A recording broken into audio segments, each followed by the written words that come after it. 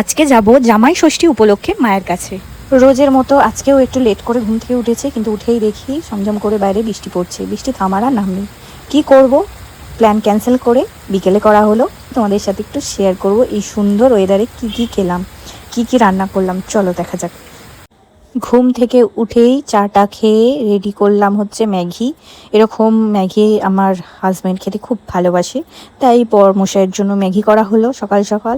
তারপরে দুপুরের লাঞ্চে হচ্ছে এই যে কি বলো তো, গেস করো কি রান্না করছি এটা।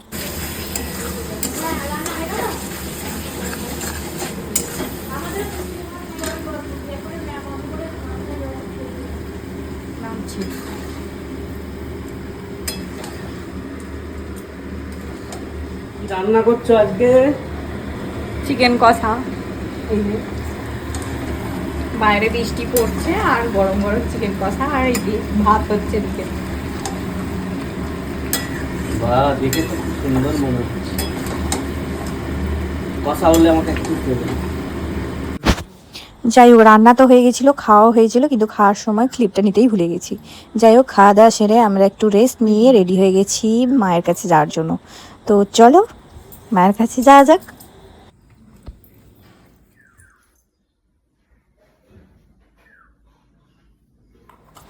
মায়ের কাছে তো এসে গেছি। মায়ের কাছে এসে রেস্ট ফ্রেস নিয়ে ঘুরে ঘাড়ে সবার সাথে দেখা করে তারপর সন্ধ্যেবেলা খাওয়া হয়ে গেল। গরম গরম ভেজ চাউমিন সবাই মিলে রান্না করেছে আমার দিদি।